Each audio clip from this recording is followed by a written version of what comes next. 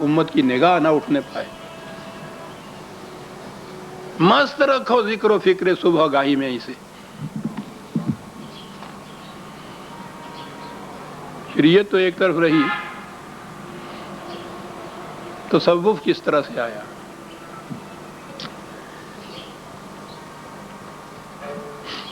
نبوت کے متعلق خود خدا نے یہ بتایا، رسول اللہ نے یہ بتایا. خدا نے یہ کہا کہ رسول تو ایک دن پہلے تک جانتا نہیں تھا کہ اس کو یہ وحی ملنے والی ہے.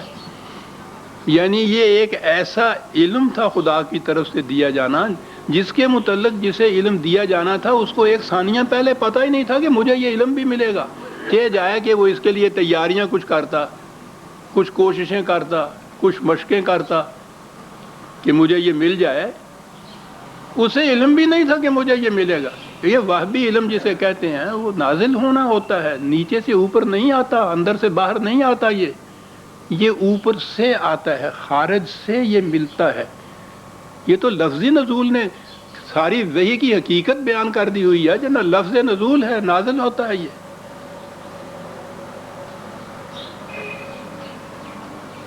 لیکن یہاں کیا کہا جا رہا ہے؟ آپ کو معلوم ہے کہ یہ تصوف میں ریاضتیں جو ہوتی ہیں جن سے پھر اولیائی کا مرتبہ ملتا ہے وہ کیسے ہوتی ہیں؟ چلے، مراقبے، ریاضتیں. یہ آپ بیتی کہہ رہا ہے، یہ گناہگار آپ کے سامنے. کیسے ہوتا ہے وہ؟ کہ جی وہ ذرا سا پانی لیا، تھوڑا سا کچھ کھانے کو لیا، کسی غار میں جا کے بیٹھ گئے 40 دن تک. وہ اس دور میں غاریں تو اب ہوتی نہیں، اور ہم حجروں میں بیٹھا کرتے تھے، غاریں بنا لیا کرتے تھے. غار میں تو خیر ہوتا ہی پہلے اندھیرا ہے، ان حجروں میں تو دروازے تھے، روشنی آتی تھی، بند کر لیتے تھے کہ کہیں سے روشنی کی کرن نہ اندر آنے پائے. جتنی تاریکی زیادہ ہوگی بس اتنا ہی نور زیادہ آئے گا.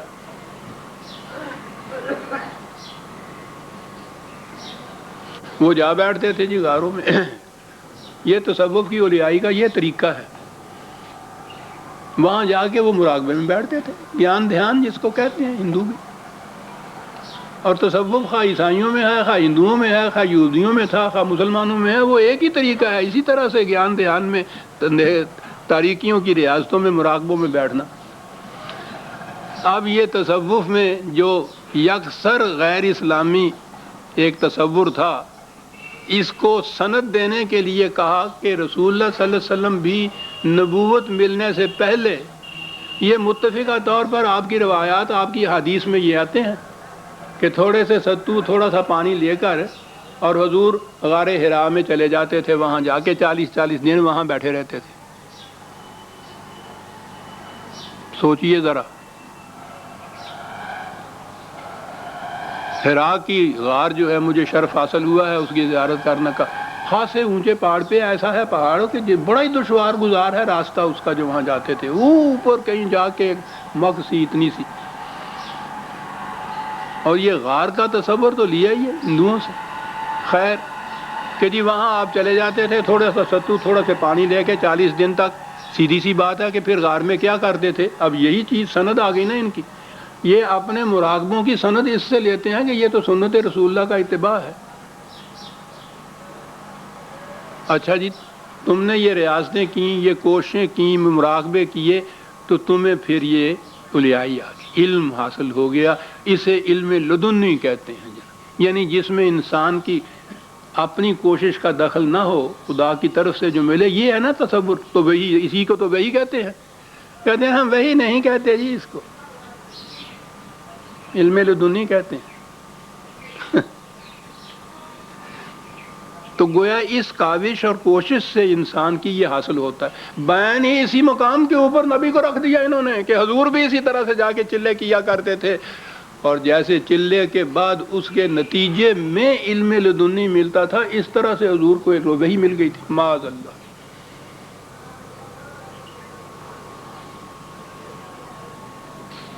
اس غار میں چلے گئے تھے. بات میں مزمل کی کر رہا تھا. اب اس کے لیے 2-3 قسم کی روایتیں ملتی ہیں.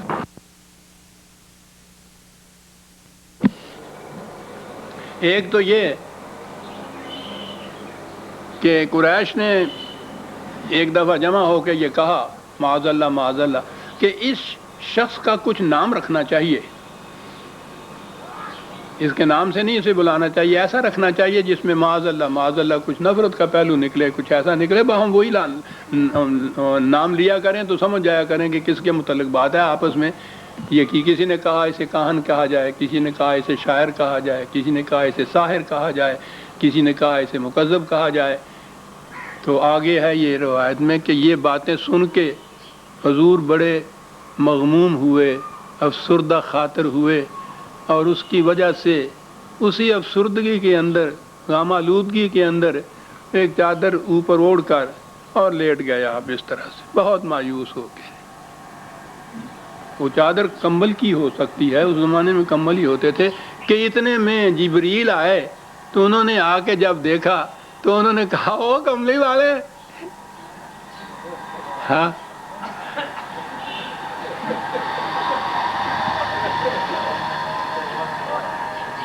نہ ہنسی عذیب روئیے اس قوم کے مقدر پر۔ یہ ہے جی المزمل۔ دوسری روایات ہیں کہ نہیں، جب غار حرا میں پہلی دفعہ نزول وحی ہوا تو جبریل آئے آپ کے پاس اور ایک کاغذ آپ کے سامنے رکھا اور کہا کہ اقرا، پڑھ۔ آپ نے فرمایا میں تو پڑھنا جانتا نہیں، یعنی خدا نے لکھ کے کچھ بھیجا، جبریل اس کو لکھے ہوئے کو لے کے آ گیا، کہا کہ پڑھ کے، ان کو پتہ ہی نہیں تھا کہ یہ پڑھنا نہیں جانتے۔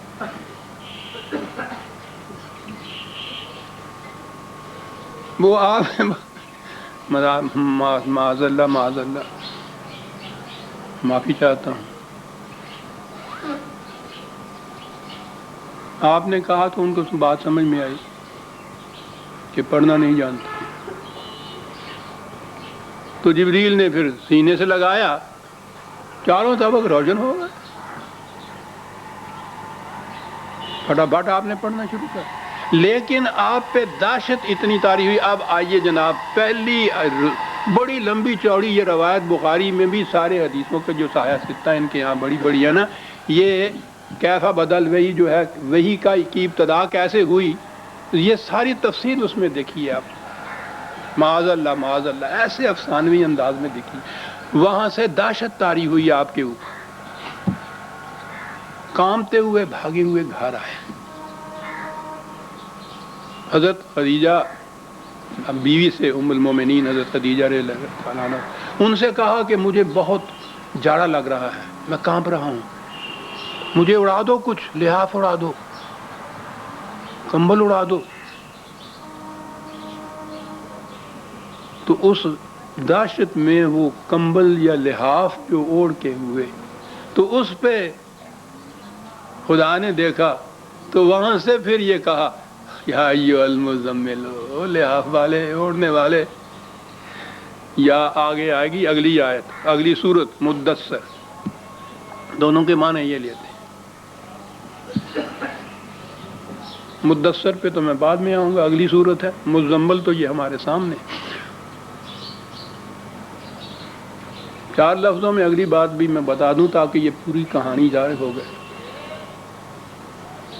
حضور نے یہ کہا اپنی بیوی حضرت ام المومنین سے، اور انہوں نے تسلی دی کہ آپ کیوں ڈر رہے ہیں، آپ تو بڑے نیک انسان ہیں، غریبوں کی ہمدردی کرتے ہیں، سچ بولتے ہیں، اللہ تعالیٰ آپ کو ایسی حالت میں نہیں چھوڑے گا جیسے آپ کہہ رہے ہیں۔